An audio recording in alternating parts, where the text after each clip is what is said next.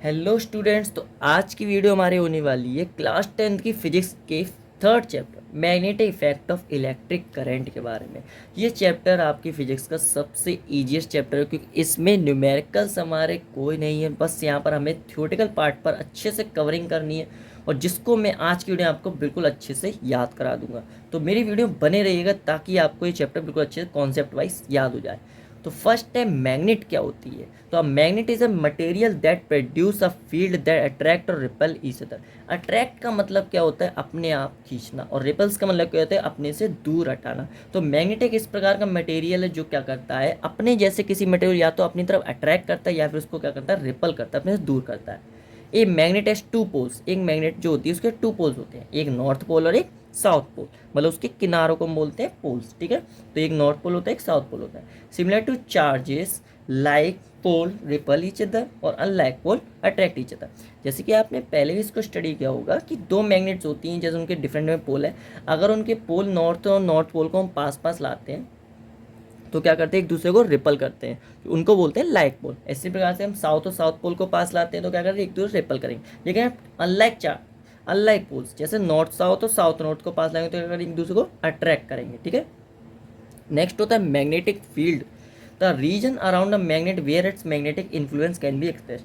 तो एक मैग्नेट जो होती है उसके चारों ओर जो इमेजनरी कुछ लाइंस होती है, ठीक है, उसको हम बोलते हैं मैग्नेटिक फील्ड। अब ये पता कैसे लगाया जाता है, जैसे आप जानते हैं किसी मैग्नेट को जब किसी आयरन या फिर किसी मैग्नेटिक मटेरियल के पास लिया जाता है तो किसी डिस्टेंस पर जाकर क्या करती है, उससे अपने आप अट्रैक्ट या रिपल होने लगती है। तो वहीं से उसी को हम बोलते हैं उसकी मैग्नेटिक फील्ड। तो उसके आसपास का कुछ एक ऐसा रीजन होता है जहाँ पर मैग्नेटिक इन्फ्लुएंस हम एक्सप्रेस करते हैं, उसको समझ सकते हैं, उसको फील कर सकते हैं। ठीक है, तो उसको क्या बोलते हैं, मैग्नेटिक रीजन या मैग्नेटिक फील्ड।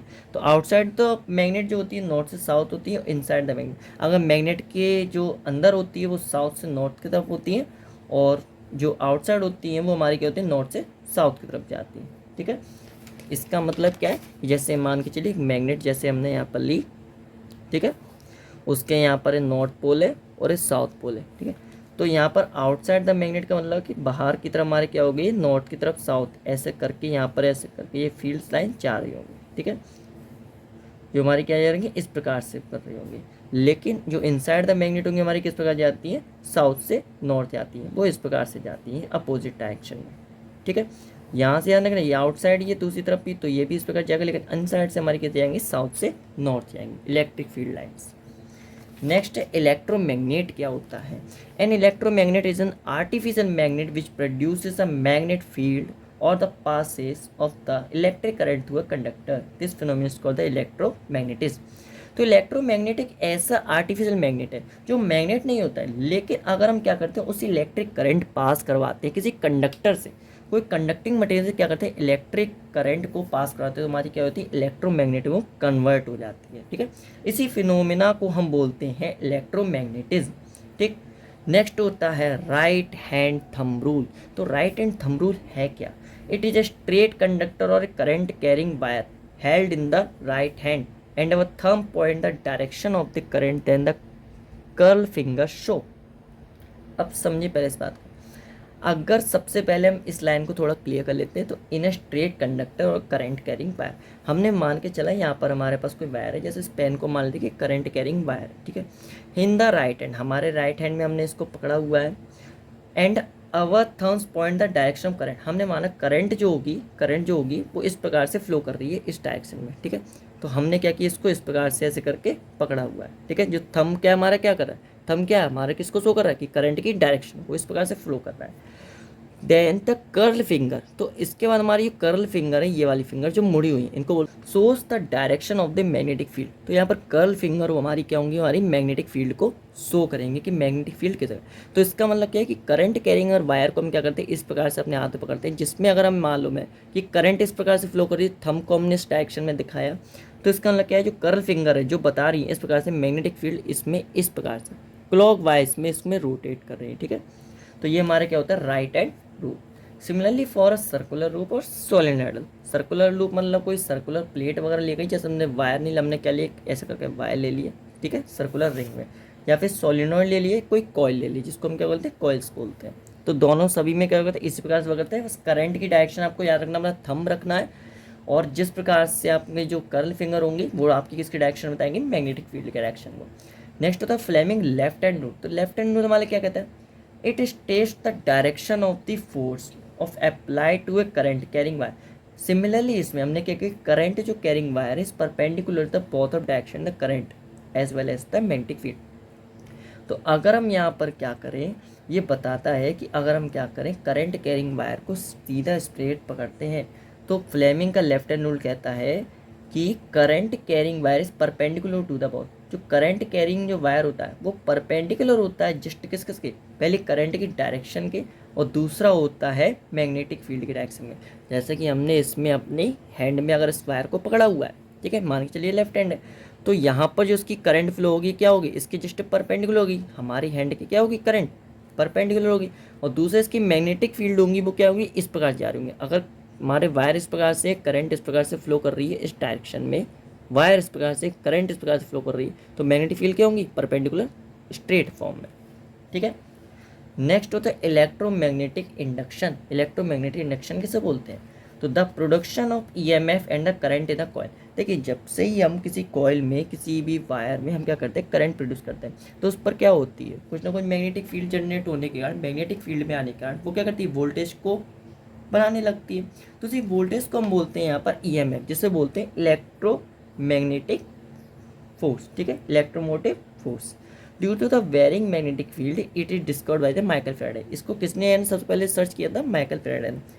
इन्होंने क्या बताया था कि यदि किसी हम क्या करें इलेक्ट्रिक कंडक्शन हम क्या करते हैं, किसी मैग्नेट को लेके जाते हैं, मतलब किसी वायर से मानिए करंट है ना, इलेक्ट्रोमैग्नेटिक है, वहाँ पर हमने क्या किया, उसमें एक मैग्नेट लेके गए, तो मैग्नेटिक फील्ड क्या होती है, उसकी कारण वो इलेक्ट्रोमोटिव फोर्स जनरेट करती है, ठीक है, तो वोल्टेज को बनाने लगती हैं। तो the direction of induced current is given by the Fleming right hand rule, जिसमें करंट हम किससे, फ्लेमिंग के राइट हैंड रूल से यहाँ पर दे सकते हैं, ठीक है। अब फ्लेमिंग के राइट हैंड रूल से दे सकते हैं, लेकिन फ्लेमिंग का राइट हैंड रूल है क्या, फॉर इंडक्शन करंट। अभी जो हमने फ्लेमिंग का राइट हैंड पर याद रखना है, जो राइट हैंड रूल पढ़ता है नॉर्मल, लेकिन जो बताता था केवल कि करंट अगर वायर में है तो वायर करंट कैरिंग हमें मालूम है करंट किस डायरेक्शन में, लेकिन करंट की अगर डायरेक्शन हमें नहीं मालूम है तो हम कैसे पता लगाएंगे। तो at the Fleming right hand rule if the thumb, forefinger and middle finger, इसका थंब, फोर फिंगर मतलब ये वाली फिंगर, और middle finger means this of right hand are stretch to the perpendicular. इसको इस प्रकार से रखा जाता है कि सभी एक दूसरे परपेंडिकुलर, मतलब ये थंब है ये इस प्रकार से, और तीसरी ये वाली, ये आपकी अपर जानी चाहिए, ये इस प्रकार से लाइन से दिस ये वाली, ठीक है। तीनों की तीनों हमारी क्या आती है, देखो परपेंडिकुलर आ रही है, ठीक है। इस प्रकार से देखते हैं, ये स्ट्रेट ऊपर आएगी, ये इस प्रकार जाएगी, ये सीधी जाएगी, इनको इस प्रकार से रखा जाता है। तो the thumb represents the direction of the movement of the conductor, four finger represent the direction of the magnetic field, the middle finger represent the direction of the induced current। तो सबसे पहले हमें याद रखना है उस थंब को, movement of conductor, conductor किस तरह मूव कर रहा है इलेक्ट्रोमैग्नेटिक कंडक्शन में, मतलब जब हमने कंडक्शन में कोई कंडक्टर रखा तो या तो वो किसी डायरेक्शन मूव करेगा, जिस डायरेक्शन मूव किया हमने क्या किया, उसको थंब के वहाँ रख लेना है। तो यहाँ पर हमारी उसके बाद movement of conductor, four finger represent, four finger जो कि बताएगी मैग्नेटिक फील्ड किस डायरेक्शन में जा रही है, और दूसरा मिडल फिंगर जो कि बताएगी कि करंट किस डायरेक्शन में जा रही है, ठीक है। तो इसी को हम बोलते हैं फ्लेमिंग राइट हैंड रूल।